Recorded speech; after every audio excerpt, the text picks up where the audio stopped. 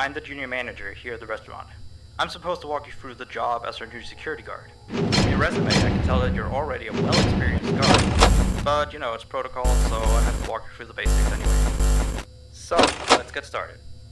We have security cameras all around the restaurant, and if you bring up the camera panel, you'll be able to view the feed from each camera by pressing the camera buttons on the minimap. Now, our lights are always off during the night, obviously, because it'd be a waste of power to leave them on all night. So to actually see something on the cameras, you can activate the camera system's night vision mode. You activate night vision by clicking on the button of whatever camera you're currently viewing.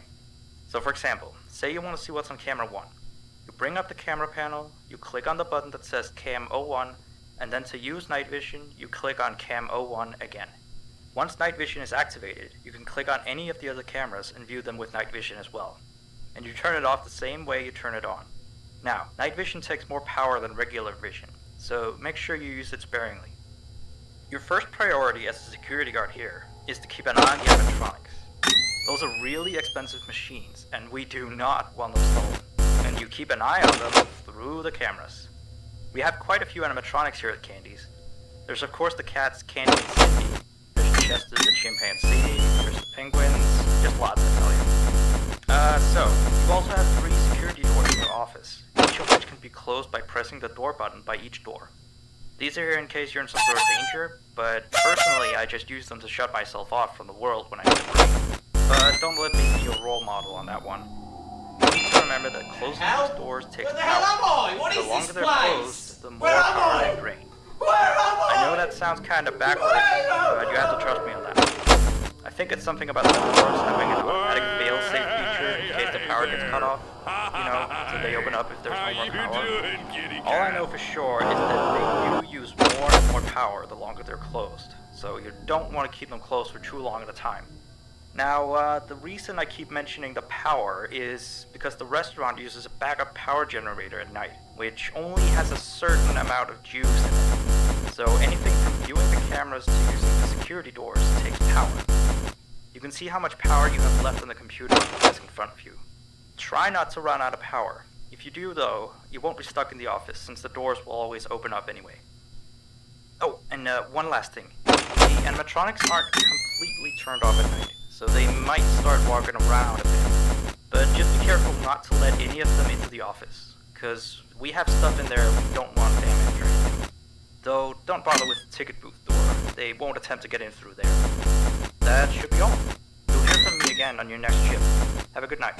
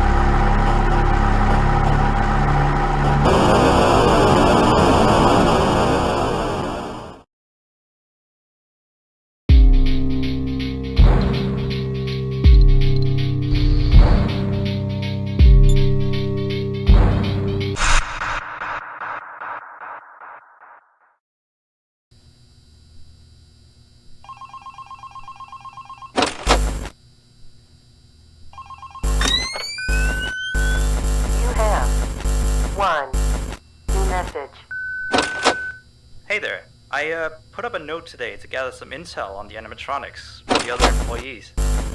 Just to get a list of the issues we've had with them. They've written down some stuff here for you, so let's see. Alright, so obviously the animatronics walk around at night, you know that by now. They try to get to places they shouldn't be. Yep. They act weird after dark. They don't like adults.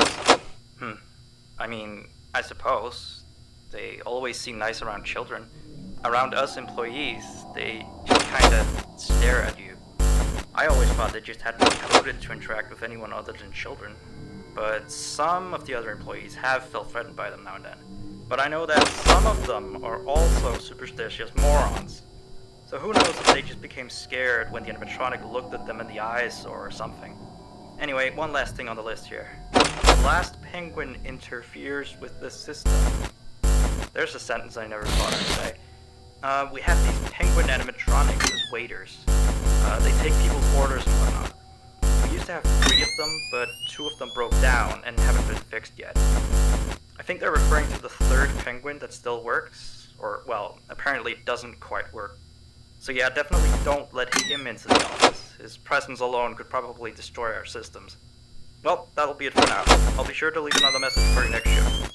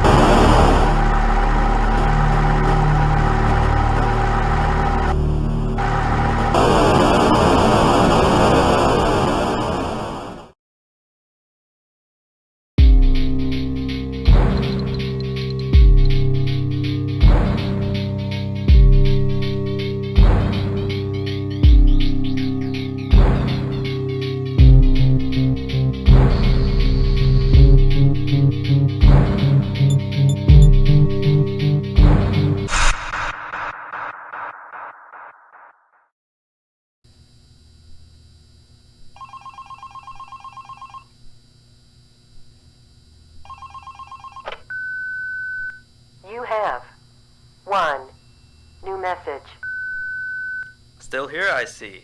Awesome job these last 2 nights. You're already way better than our previous night guard.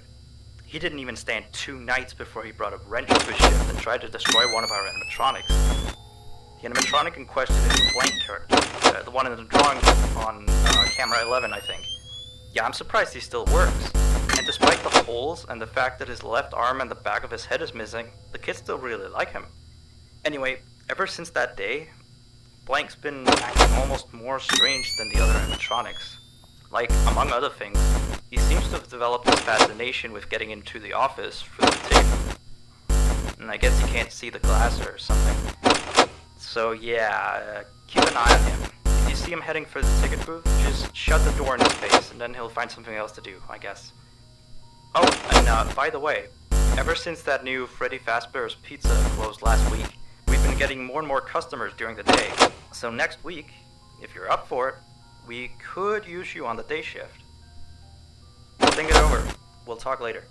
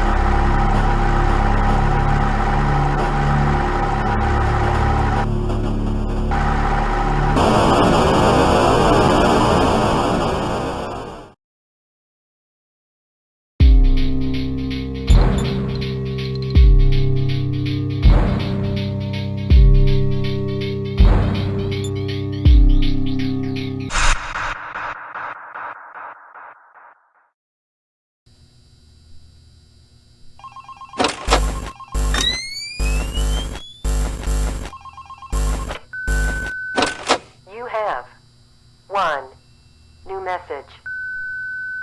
Alright, so real quick, we had an old animatronic version of Candy, but before we got these new shiny ones. Anyway, he was supposed to be out of commission ever since he was involved in this incident with a customer. An adult customer, luckily. Not a child. Not that the children aren't safe here, that's not what I... Anyway, our technician has tried to fix him up for some time, and he wants me to warn you that old Candy might start walking around as well. He should be in parts and service, that's camera 10, I believe. Keep a real good eye on him, he's quite big, so just be careful around him. That's all, keep up on the good work. Oh, and I heard you took the day shift offer. Nice.